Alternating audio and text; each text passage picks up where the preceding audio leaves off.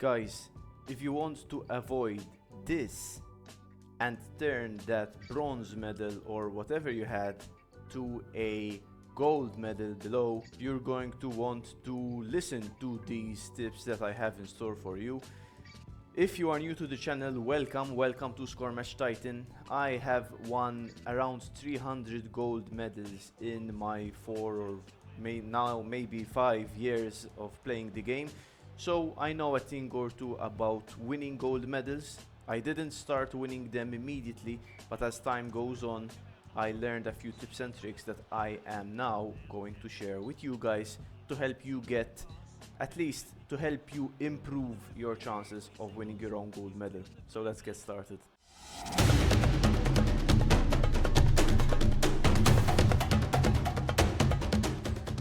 So guys, before getting into the tips and tricks, I'm going to start off by talking about what player level you should aim for when it comes to the different events that we have in Score Match. And the different events that we have in the game so far are challenge events, cup events, and league events. Now, for challenge events, you can start aiming for a silver or gold medal even if your players are level 7 or above.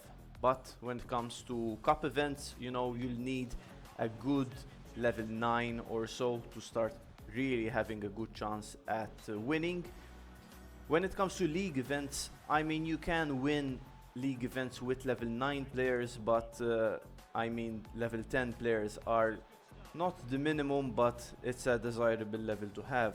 Now, we recently have had 2 high roller leagues in the space of practically 3 weeks or even less, and for those you'll need at least a team of level 10 players. Sometimes even that isn't enough, but that isn't to say that with level 11 players you could breeze through whatever events.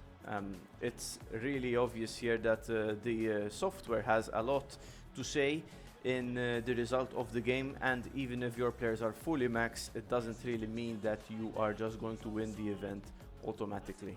So if your players are level 7 or 8, you're going to want to aim for challenge events mostly. Then you can start increasing your players level, and with that you'll be increasing your chances of winning tougher events. But it's a process, guys. You can't just magically expect your team to win very competitive events like the league events or high roller leagues if your players are not leveled enough, because even though skill is a factor in Score Match, unfortunately it's also a matter of your players level too. So if your players are around level 7, it doesn't matter. You can still focus on achievable events, and achievable events are practically challenge events, as I said, or even minor events. Now, what do I mean by minor? Minor events are the first of the 2 events that we get every single weekend. There are always 2 events, and you can try to win the minor event, the one that practically offers a kit, while the major event usually offers a super player as a prize. So focus on trying to win the minor event. If you succeed, you can start trying to consider trying to win the major event. But again, guys, this is going to be very difficult unless your players are leveled enough. Also, a side note is that in going for major events, in going for the high roller league with a team of under leveled players like level 7 or 8, you are going to effectively waste gems, waste bucks. I've done this many times when I was in, like, as I usually say, guys, in Arena 4 or 5. I actually tried to participate in the high roller league, and obviously I just wasted hundreds of thousands of bucks. I didn't win a single match, and it was just a major waste of my time and bucks. So again, just know that a time will come when you'll be able to compete, but be patient and honest in saying, yeah, my team is just not ready for this kind of event yet. Now, the second tip we're gonna talk about is to find a formation that works in the arena you're in before even trying to go for an event. So if you're currently struggling really badly in your arena right now, you'll have to find a formation that works. That is something that you're going to have to do anyway. Now, in events where the stakes are usually high, the margin for error is usually very low, you will want to tackle that event with a formation that you know works and that you are comfortable with. Don't try to experiment, guys, in events. I usually try to experiment in challenge events where, you know, there is some margin of error. You can lose up to 2 games without getting kicked out of the event in challenge events. So that is why I personally like experimenting in the challenge events. It's the only place I can experiment nowadays since the Infinity Arena is so very competitive. But yeah, unless you have a formation that is consistently working in the Infinity Arena, I wouldn't really try to test my luck and, you know, try a different like a test formation in the event, because the chances of succeeding are low and you'll only be frustrated when it doesn't work out for you. Now, I'm not saying that you shouldn't try it out. You shouldn't try your hand, of course. If you want to try, go for it. If you just have a hunch that this weird formation is going to work, go for it. I've done that many times and it's worked out a couple of times. So this is a slightly risky tip to give you, but feel free to recruit some friend captains to join your team for events. Now, why is it risky? It's risky because of the fact that, you know, if you recruit friend captains, you will probably enjoy them quite a lot since they might be higher leveled than the rest of your team, and the fact that you won't have to basically pay any price for having them in your team in the event. But if you use them in your arena, I think like you pay around 10% of the price to the respective, to each captain that you have. But as I was saying, guys, the risk lies in the fact that many people get too comfortable with friend captains and they start using them all over the place. They start recruiting all the friend captains they can get their hands on, and although you'll get higher leveled players, it's important to really understand how your own players work. That's what will make you a better player. So my advice to you is to just try to use them if you wish in the event. Maybe they might give you a better chance of winning a header or two, or a chase or two, but don't rely on them too much when it comes to, you know, your everyday life in the arena. Just use your own players, improve your own players, understand your own players, and then, you know, recruit friend captains as you wish. Now, this tip is something that I usually tell my subscribers and anyone who watches the channel. It is to practically allow a few days before entering the event. Now, some people have told me that this doesn't really work. You know, people have said that they still get difficult opponents even like 2 days after the event has commenced. In my personal situation, I usually can't play the event on the first or second day. It's because I have other life commitments to take care of, so I usually end up playing on the second, third, or even whatever, fourth day if there is a fourth day. And yeah, the opponents range. It's a matter of luck also what opponents you get. Sometimes I get lucky with opponents, sometimes I face tough opponents, but you know, in facing tough opponents, you yourself will improve as a player. So I mean, it is what it is, guys. You have no control over the players that you are going to face in events or even in the arena, so it's just best if you tackle them accordingly. My tip, as I was saying, is to avoid playing on the first day, playing events on the first day, because that is when many volleyballers, many, you know, veterans, very experienced players usually try to go and get the gold medal immediately.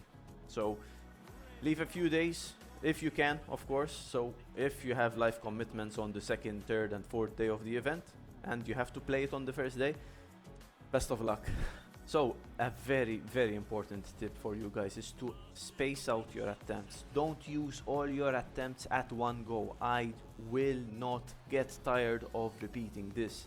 I see people on Facebook on the first day saying, man, I couldn't get the event, and like they show a picture of their bronze medal or something.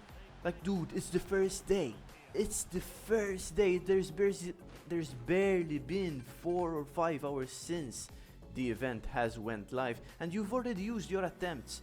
You have to space out your attempts. And what I usually do is, when I have the time, of course, again, if life commitments get in the way, you have to kind of like play the event as around those commitments. But the way I like to do it is to play 2 attempts on one day, 2 attempts on another day, and 1 attempt on the final day if I still cannot get the event done, and if there is time even to get the event done.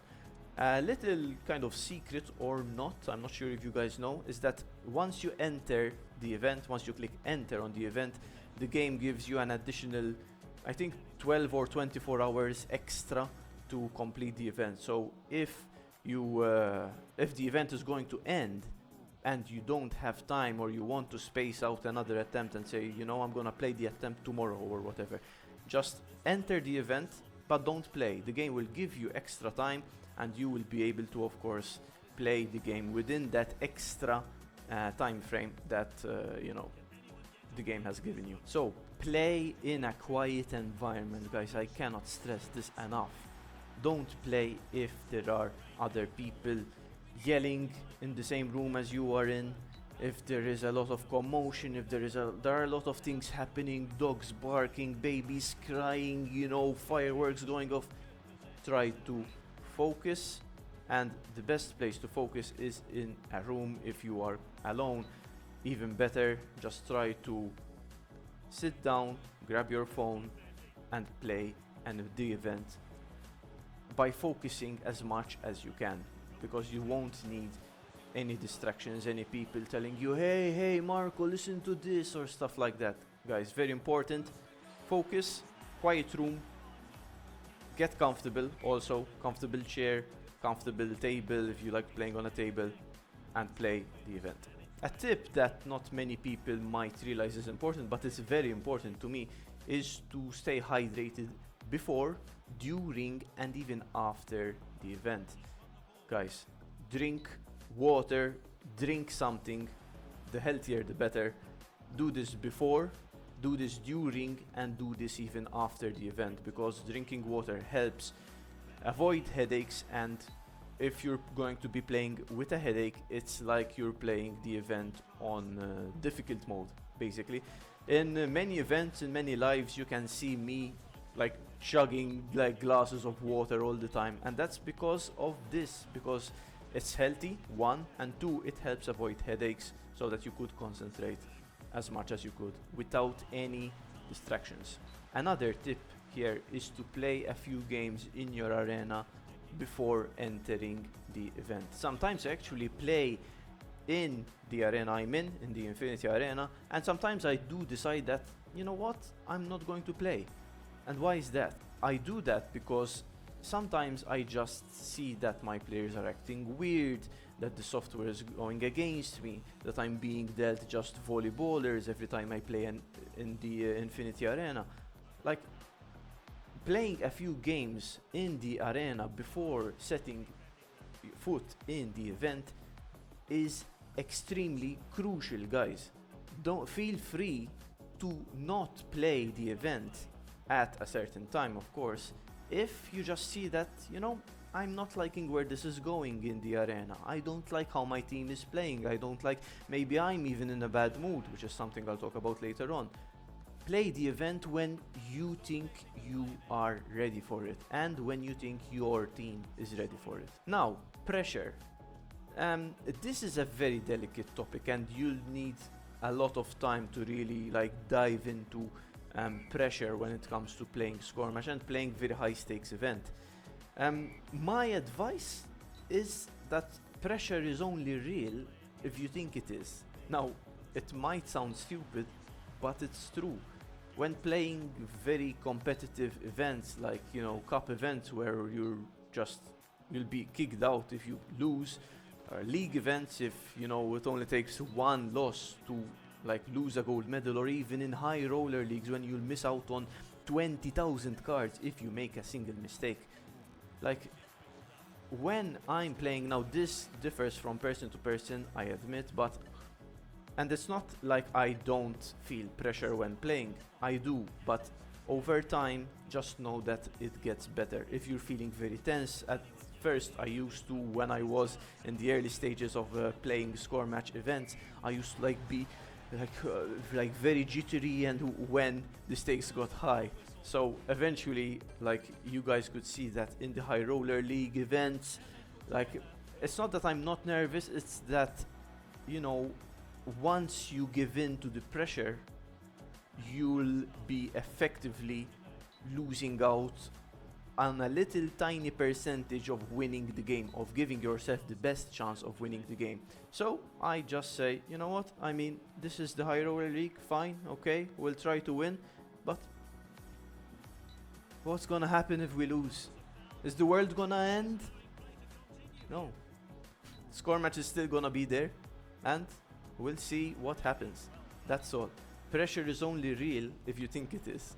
This brings me to another tip that I have for you guys. It is that don't sweat it if you lose. If you lose, you lose. There will be more events in the future. You'll have another time to play events in the future, and in the meantime you can focus on getting better in the game. It doesn't matter if your players are level 10 or if they are max. Sometimes you lose, you can't win them all, people. And I myself, even after 302 gold medals, even I don't win every single event there is out there. Sometimes, you know, stuff happens. Sometimes I lose a penalty shootout. Sometimes I hit the post and my opponent scores and I lose. Everyone loses, guys. Every single person out there loses. Don't let anyone tell you otherwise. Don't play if your emotions are a mess. And what do I mean by that? So if you're mad, if you're frustrated, or if you're just generally in a bad mood, and of course if you have another time along the weekend to play the event, just try to play the event on another day, on in another time. Guys, it's important to bring your very good mental game, a very good mental state to events. Because if you're angry, if you're annoyed, the chances are that you're gonna make a few mistakes, you're gonna get angry at your player not making a run, and then you might even miss out on potential runs that your players are making or make the bad decision. So it's important to give yourself the best chance of winning by playing events and score match in general only when you are in a good frame of mind to do so. One final tip I have for you guys is to accept the result. If you're happy with the result, if you're happy with a bronze or a silver given your player's level, great, good job. But if you're angry that, you know, your team is fully maxed or level 10 and you still didn't win a challenge event, if you still didn't win a cup event or whatever event it is, there's nothing you can do. Losing is part of the game, and it seems that many people, sometimes even myself, have a very hard time of accepting defeat. But defeat is very normal, guys. There is no use in staying awake at night, which is something I used to do after losing an event. I remember a few years ago, I used to actually physically could not sleep after losing an event. And it used to cost me my health, it used to cost me my mental sanity. So, guys, if you lose, you lose. And flash news, it's very easy to lose in score match. All you have to do to lose in score match is lose the kickoff bid, is commit a penalty, is, you know, fail a penalty, miss a penalty, or just hit the post or something. There are 10,000 things that can go wrong.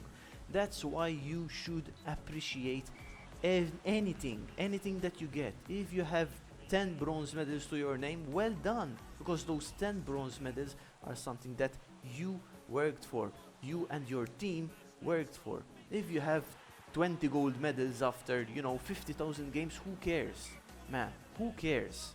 No one should care except you, and you should be thankful, you should appreciate what you have achieved.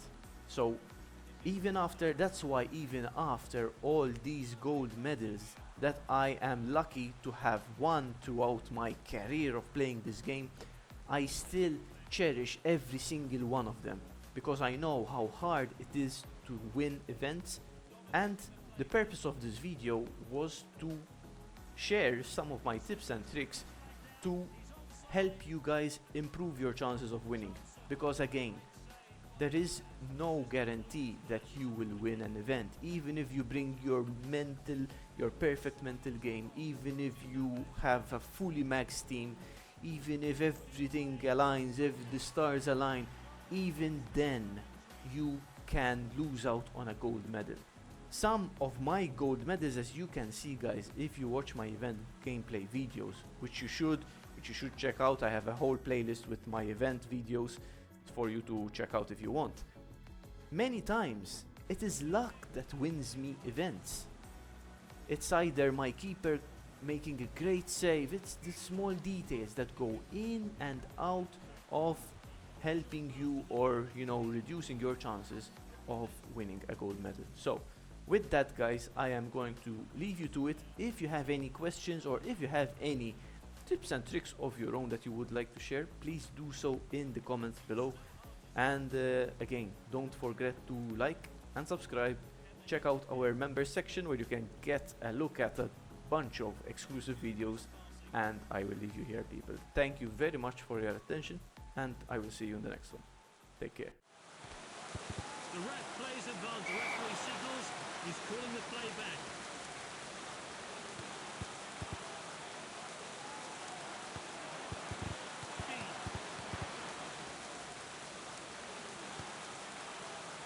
Good possession.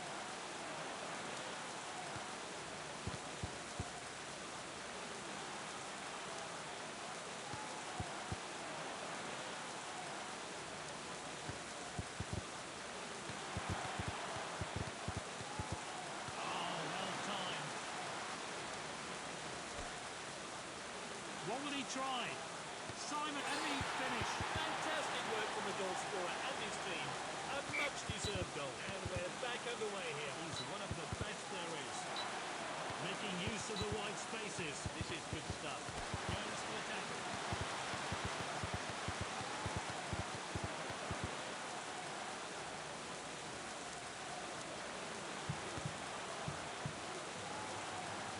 This is Navas.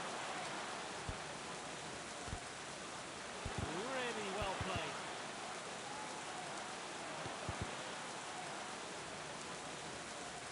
The cross comes in.